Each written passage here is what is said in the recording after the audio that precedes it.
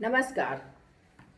आज का हमारा विषय है भवन निर्माण कैसे प्रारंभ करें। आज हम आपको उसके बारे में मूलभूत जानकारियां देंगे। हमारे जीवन में भोजन एवं वस्त्रों के बाद मानव जीवन में घर की प्राथमिकता आती है। मकान के बिना मनुष्य जीवन अधूरा है। भवन निर्माण क्या है? भवन निर्माण विज्ञान पर आधारित एक तकनीक है जिसका सही निर्धारण भवन निर्माण सलाहकार, वास्तुकार एवं स्ट्रक्चरल इंजीनियर करते हैं। एक कुशल और अनुभवी भवन निर्माण इंजीनियर की सेवा लेने से भवन निर्माण का कार्य सरल और मजबूती वाला हो जाता है। जब भी मकान बनवाएं, निर्माण संबंधी मूलभूत जानकारी अवश्य लें। किसी भी मकान का निर्माण शुरू करने से पहले कुछ तथ्यों का ध्यान रखना अत्यंत आवश्यक है। सबसे पहले भवन का निर्माण शुरू करने से पहले अनुभवी आर्किटेक्ट से प्लॉट की नाप के अनुसार भवन का नक्शा तैयार करवाया जाए। आर्किटेक्ट द्वारा नक्शा बनवाने की फीस प्रति वर्ग फुट के हिसाब से ली जाती है।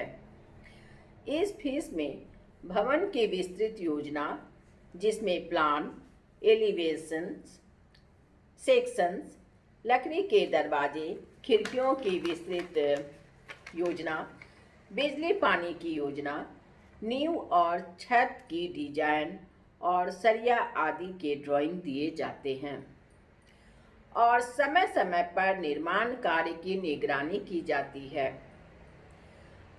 आर्किटेक्ट से भवन का नक्शा तैयार करवाकर स्ट्रक्चरल इंजीनियर से भवन की नींव, कॉलम, बीम और छत के लिए स्टील रीइंफोर्समेंट का डिजाइन लेना चाहिए। तीसरी बात, भवन का नक्शा तैयार हो जाने के बाद नक्शा मंजूर करवाना आवश्यक है।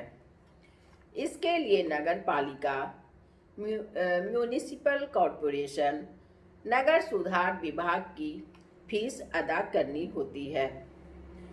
चौथी बात, संरचना के हिसाब से भवन को जरूरत के मुताबिक दो पद्धति से बना सकते हैं: सीमेंट ईंट पद्धति और आरसीसी कॉलम बीम पद्धति। साधारणतः एक मंजिले या दो मंजिले मकान के लिए सीमेंट ईंट पद्धति ठीक रहती है।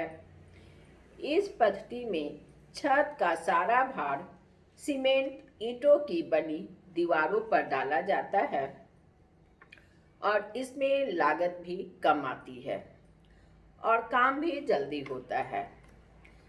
जब बहुमंजिला आवास या व्यापारिक भवनों का निर्माण करना हो, उसमें आरसीसी कॉलम बीम पद्धति का उपयोग बेहतर रहता है।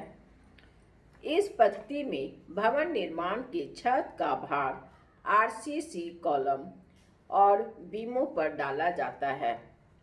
इस पद्धति में लागत अधिक आती है और मजबूती भी अधिक मिलती है और इससे काम करने में समय भी अधिक लगता है। उपयुक्त बातों के बाद हमें तय करना होता है कि निर्माण कार्य कैसे किया जाए, यानी निर्माण राजमिस्त्री से रोजाना मजदूरी पर करवाना है या लेबर ठेकेदार से। बेहतर होगा यदि निर्माण किसी लेबर ठेकेदार से ही करवाया जाए, ताकि निर्माण के समय आप अपने कारोबार की तरफ भी ध्यान दे सकेंगे। ठेकेदार के साथ लिखित इकरारनामा जरूर कर लेना चाहिए ताकि बाद में पैसे और काम को लेकर कोई झगड़ा ना हो।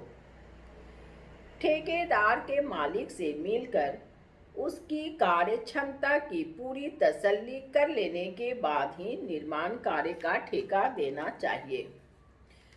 निर्माण कार्य शुरू करने से पहले पानी और बिजली का कनेक्शन ले लेना चाहिए। निर्माण कार्य शुरू करने के समय मौसम का ख्याल रखना अति आवश्यक है।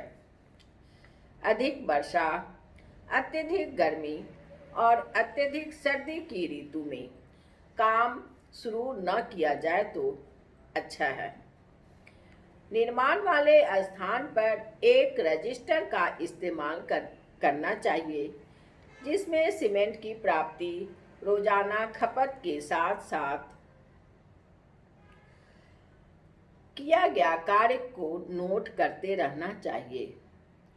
निर्माण कार्य की प्रत्येक सामग्री जैसे ईंट, रेत और बजरी इत्यादि का हिसाब रखना चाहिए, ताकि बिल अदायगी में कोई परेशानी ना हो। भवन निर्माण में पानी की भूमिका बेहद महत्वपूर्ण है और सीमेंट से निर्मित हर प्रकार के कार्य में पहले निर्माण के समय और बाद में तराई के लिए पानी अत्यंत आवश्यक है। सीमेंट से निर्मित ढांचे की तराई लगातार 7 से 10 दिन तक अवश्य ही करनी चाहिए। जब आप अपना घर बनाएं तो हर पहलू पर कड़ी नज़र रखते हुए उपयुक्त बातों को ध्यान में रखकर आर्किटेक्ट, इंजीनियर और ठेकेदार के साथ विचार विमर्श करने के उपरांत काम शुरू करें, तो हम अपने पसंदीदा, टिकाऊ, सस्ता और आधुनिक सपनों का घर निर्धारित समय से पूरा कर सकेंगे। नमस्कार।